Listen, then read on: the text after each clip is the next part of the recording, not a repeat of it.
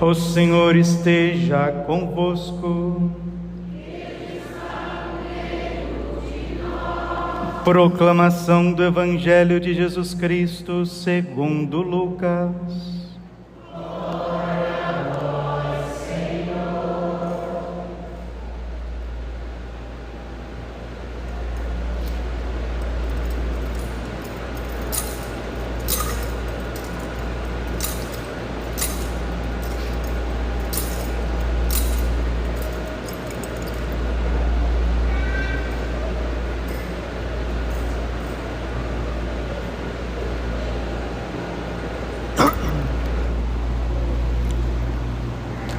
Certo dia, Jesus estava rezando num lugar retirado e os discípulos estavam com ele. Então Jesus perguntou-lhes: quem diz o povo que eu sou? Eles responderam: uns dizem que és João Batista, outros que és Elias, mas outros acham que és algum dos profetas antigos que ressuscitou. Mas Jesus perguntou: e vós quem dizeis que eu sou? Pedro respondeu: o Cristo de Deus. Mas Jesus proibiu-lhe severamente que contasse isso a alguém.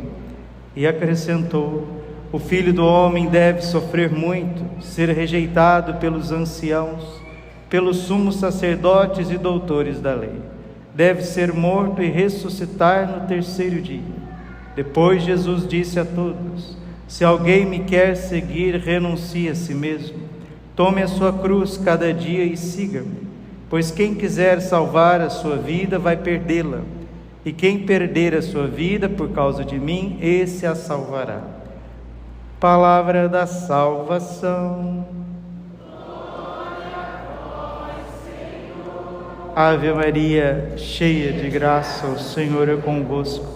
Bendita sois vós entre as mulheres, bendito é o fruto do vosso ventre, Jesus. Santa Maria, Mãe de Deus, rogai por nós, pecadores, agora e na hora de nossa morte. Amém. Vinde, Espírito Santo, vinde por meio da poderosa intercessão do Imaculado Coração de Maria, vossa amadíssima esposa. Podemos sentar um pouquinho. Jesus, manso e humilde de coração, fazei o nosso coração semelhante ao vosso. Todo mundo está perplexo, acostumado em ver notícias nos últimos 5 anos, no mínimo, de guerras e rumores de guerras. E nós estamos vendo Israel envolvido num conflito muito grave com o Irã. Não só com o Irã, mas em todo o Oriente Médio, a ponto do Papa Leão XIV, hoje no Ângelus, dizer que o mundo está à beira de um abismo irreparável. Se não houver um acordo de paz, se os lados não pacificarem, nós teremos consequências drásticas, não só para o Oriente Médio, mas para o mundo inteiro, disse o Papa Leão XIV. E por que isso acontece com Israel?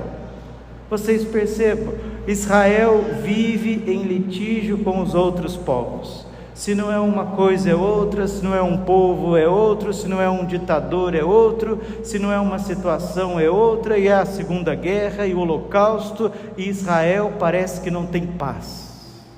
Mas está lá no Evangelho de São Lucas, Jesus olhou para Jerusalém e chorou diante de Jerusalém, chorou e disse: Jerusalém, Jerusalém, se tu conhecesses quem pode te trazer a paz, mas não reconheceste o tempo que foste visitada. Quantas vezes eu quis reunir-te como a galinha faz com seus pintinhos, e tu me rejeitastes. Dias virão onde os inimigos te sitiarão de todos os lados e destruirão as tuas muralhas, as tuas cidades.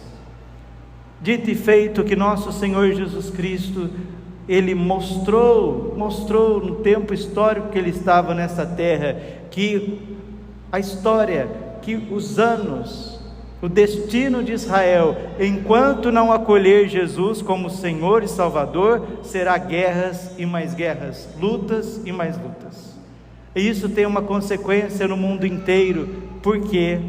Porque no Catecismo da Igreja Católica, no parágrafo 1042, o Catecismo diz que o último sinal da vinda gloriosa de Jesus Cristo será a conversão do povo judeu. E na nossa leitura da missa hoje, na nossa primeira leitura da Santa Missa, tirada da profecia de Zacarias, capítulo 12, versículo 10, está falando desta conversão dos judeus. Escutem bem: assim diz o Senhor: derramarei sobre a casa de Davi e sobre os habitantes de Jerusalém um espírito de graça e de oração. Eles olharão para mim, ao que eles feriram de morte, hão de chorá-lo como se chora a perda de um filho único, e hão de sentir por ele a dor que se sente pela morte de um primogênito. Eu não tenho filhos biológicos, sou padre, mas eu acho que não tem dor maior nesta terra do que um pai e uma mãe perder um filho, porque é naturalmente que os filhos sepultem os seus pais. Agora um pai e uma mãe perder um filho, e imagina então perder um filho primogênito. Você só tem um filho e ele morre. Que dor, que pontada na alma. E esta dor Nossa Senhora viveu aos pés da cruz. Nossa Senhora foi transpassada aos pés da cruz. São Bernardo diz que o coração de Jesus foi aberto, mas Jesus já estava morto. Mas na verdade o coração que foi transpassado foi o de Nossa Senhora. Quando Jesus foi transpassado na cruz, foi a alma da Virgem Maria que foi ferida, porque como Jesus já tinha morrido, a alma dele não estava unida ao seu corpo. E Nossa Senhora, sim, ali aos pés da cruz, ela sofreu a dor desse primogênito, uma dor irreparável, uma dor que não tem cálculos. Nossa Senhora sofreu aos pés da cruz. E o Espírito Santo, a Sagrada Bíblia está dizendo para nós que no momento da providência de Deus, no momento que Deus predeterminar, Ele vai derramar um espírito de contrição a todo o povo de Israel, a todo o povo judeu. Hão de sentir por ele a dor que se sente pela morte de um primogênito. Versículo 11: naquele dia haverá um grande pranto em Jerusalém, como foi de Adadremon no campo de Meguido. Naquele dia haverá uma fonte acessível à casa de Davi e os habitantes de Jerusalém para ablução e purificação. A Bíblia está falando da conversão dos judeus para o catolicismo, para Jesus, para a Eucaristia. Não esqueçam disso, pelo amor de Deus. Princípio e fundamento de tudo. O Antigo Testamento deu ao Novo seu lugar. É preciso que os judeus se convertam. E São Paulo escreve isso em Romanos, capítulo 10 e capítulo 11, fala da conversão do povo judeu. E enquanto os judeus estão velados, tapados por uma falta de fé em Jesus Cristo, São Paulo escreve aos Gálatas, Gálatas capítulo 3, versículo 26. Se eles estão rejeitando, por ora, isso significa que o Evangelho chega a todos os confins da terra. Irmãos, vós todos sois filhos de Deus pela fé em Jesus Cristo. Padre, todo mundo é filho de Deus? Não, nós somos filhos de Deus pela fé em Jesus Cristo e pelo mistério do batismo. Vós todos que fostes batizados em Cristo, vos revestistes de Cristo. Marcos 16, versículo 15. Quem crer e for batizado, será salvo. Quem não crer e não for batizado, será condenado. Padre, então quem não crê em Jesus, quem não é batizado, vai para o inferno, para a perdição eterna? Não foi revelado a nós, não existe revelação dada por Deus um meio ordinário pela salvação, senão pela fé e pelo batismo. Eu acho que nós não vamos contradizer Jesus Cristo, né? Ninguém aqui, eu acho que tem autoridade para ser mais do que Deus, né? Agora, como Deus salva aqueles que não são batizados, como Deus salva aqueles que creem, isso é uma coisa que compete a Deus, não a nós. O ordinário para nós é Marcos capítulo 1, versículo 15: convertei-vos e crede no Evangelho. Esse é o ordinário para toda criatura. Ide pelo mundo, Mateus 28, versículo 19: ide por todo o mundo e ensinai todas as criaturas aquilo que vos prescrevi, e batizai-as em nome do Pai, e do Filho e do Espírito Santo. E no versículo 20, Jesus diz assim: eis que estarei convosco todos os dias até a consumação dos tempos. E de agora para frente, nós somos privilegiados por ser judeus, por ser descendentes de Abraão, de Isaque e de Jacó. Nós somos mais do que os outros povos da terra? Não. Escute São Paulo, Gálatas capítulo 3, versículo 28 e 29. O que vale não é mais ser judeu nem grego, nem escravo nem livre, nem homem nem mulher, pois todos vós sois um só em Jesus Cristo, aqueles que são batizados, aqueles que têm fé. Sendo de Cristo, pois, então, sois da descendência de Abraão, herdeiros segundo a promessa. Então, todos nós que somos católicos, nós estamos enxertados em Cristo, e Cristo é da descendência de Abraão, então nós estamos unidos com o Antigo e o Novo Testamento. Enquanto isso não chega, meus irmãos, enquanto as pessoas não crerem em Jesus Cristo, nós não teremos a paz. Esses acordos de paz, estas diplomacias que são tratadas nas mesas, são muito importantes, mas são insuficientes. Existe um trecho do Diário de Santa Faustina que Jesus diz assim: os homens jamais encontrarão a paz se não voltarem ao meu coração misericordioso. Não existe paz fora de Jesus Cristo. Coloca isso na sua mente e no seu coração, seja uma paz individual, comunitária, familiar, mundial. São Paulo escreveu: Ele é a nossa paz. Efésios capítulo 2, versículo 14, Ele é a nossa paz. E no Evangelho Jesus está perguntando o que o povo diz dele, e alguns estão dizendo lá: olha, estão dizendo que o Senhor é João Batista, outros estão dizendo que é Jeremias, ou Elias, ou algum dos profetas. E vocês, meus apóstolos, quem vocês dizem que eu sou? E São Pedro, não pela inteligência dele, não pela carne e pelo sangue, mas ele diz: tu és o Cristo, Filho de Deus vivo. Jesus elogia ele: feliz és tu, Simão, porque não foi a carne nem o sangue, ou seja, não foi a sua natureza humana que te revelou isso, mas o meu Pai que está nos céus. Por isso eu te declaro: tu és Pedro, e sobre esta pedra eu edificarei a minha igreja, e as portas do inferno não prevalecerão contra ela. Isso significa que a Igreja Católica, ela é una, ela é santa, ela é apostólica e é para todos os povos, e não tem inimigo, visível ou invisível, externo ou interno, que destruirá a Santa Igreja Católica. Não tem apostasia, não tem homem, mulher nesta terra, capeta no inferno que vai destruir a Igreja Católica. Se nós formos maus católicos, quem vai ser destruído vai ser você, vai ser eu. Se nós quisermos viver uma vida relaxada, uma vida dupla, uma vida de qualquer jeito, quem será destruído somos nós.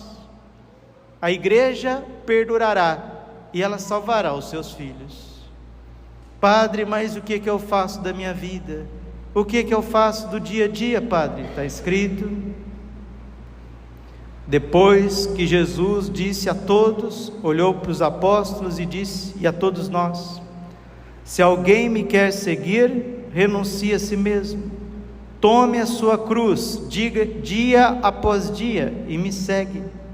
Pois quem quiser salvar a sua vida vai perdê-la, e quem perder a sua vida por causa de mim, esse a salvará. Você percebe que o maior empecilho de uma pessoa seguir Jesus Cristo, qual que é? A si mesmo. O maior empecilho, o maior inimigo do ser humano é ele mesmo, é o ego. Para seguir Jesus, ele pede uma renúncia de si. Queres ser meu discípulo? Renuncie a si mesmo. O que significa isso, Padre? Desconfie de você mesmo. Esses dias o Papa Leão XIV também disse: é um perigo querer ser católico com a sua própria cabeça, querer seguir Jesus Cristo somente do seu modo. Nós temos que seguir Jesus na senda da tradição, da Sagrada Escritura e do Sagrado Magistério. Nós não seguimos Jesus a esmo. Eu tenho a minha doutrina, eu tenho o que eu quero, eu faço o que eu quero, eu vou na igreja, estou lá no templo de Deus no domingo, mas eu sigo Jesus do jeito que eu quero. Não, a gente precisa de ouvir a voz da igreja, a gente precisa de um papa, a gente precisa do bispo, a gente precisa dos sacerdotes, a gente precisa de bons livros, nós precisamos ver como agiam os santos, o que escreveu os doutores. Assim nós renunciamos ao nosso orgulho, ao nosso ego, e aqueles que assim o fazem se santificam. Quem segue Jesus na senda da tradição, que segue Jesus na palavra, no magistério, se santifica. Aqueles que querem seguir Jesus à própria cabeça, à própria maneira, vai criando seitas e fissuras e rachaduras dentro da igreja. Queres ser meu discípulo? Renuncie a si mesmo, tome a sua cruz dia após dia e me segue. Alguém pode dizer, né? Padre, mas como é difícil seguir Jesus. Não é difícil seguir Jesus, difícil é carregar nós mesmos. Nós pesamos muitas vezes a nós. No dia do Corpus Christi, o Papa disse: não vos afasteis da Eucaristia, porque ela é remédio contra o desânimo e força para cumprir a vontade de Deus. Vamos repetir com o Papa Leão? Diga com o Padre: a Santíssima Eucaristia é remédio contra o desânimo e força para cumprir a vontade de Deus. Então, se a gente está desanimado, é porque a gente não valoriza a missa e a Eucaristia. Se a gente está fraco e não está aguentando viver a vocação que Deus nos deu, seja ela de sacerdote, de consagrado, de freira, de irmão ou de casado, é porque nós estamos longe da oração. Só existe uma maneira dos sofrimentos desta vida não nos afogar, não nos desanimar, estar unidos a nosso Senhor Jesus Cristo. Vamos pedir a Deus, a Nossa Senhora principalmente, que interceda por nós, que ao vir a missa, ao menos no final de semana, que a gente venha com um coração mais preparado, um coração mais limpo para receber Jesus no seu corpo e no seu sangue. E se a gente não está preparado para receber Jesus no seu corpo e no seu sangue, Papa Leão XIV disse isso também. Para receber Jesus na Eucaristia, precisamos ter a responsabilidade de estar na graça de Deus. Isso significa que a gente tem sempre que confessar, sempre que necessário a gente confessa, vai receber a misericórdia de Deus.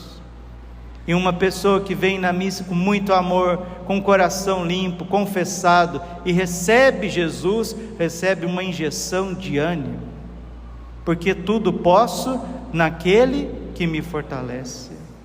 Filipenses capítulo 4, versículo 13. Porque aquilo que nasce da carne é carne, quem nasce do Espírito é Espírito. João 3, versículo 8.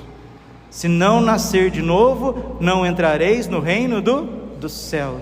Jesus está falando da fé, do batismo e da graça.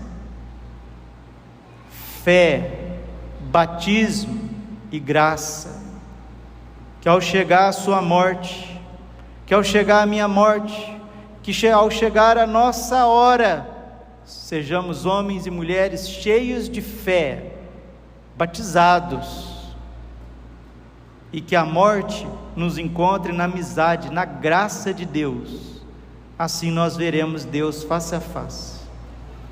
E se a gente não morrer, padre, tem gente que não vai morrer? Tem gente que não vai morrer. Que isso, padre? O senhor está bem? Estou bem. 1 Coríntios capítulo 15, versículo 53. Irmãos, eis que vos revelo um mistério. 2 pontos. Nem todos morrerão. Por ocasião da vinda gloriosa de Jesus, haverá pessoas vivas, e quando Jesus descer do céu, aqueles que estiverem vivos aqui na terra, não precisarão morrer, mas serão transformados como num piscar de olhos. Primeira carta aos Coríntios, capítulo 15, versículo 53. Então, se Jesus voltar, que Ele nos encontre com fé, batizados e na graça de Deus.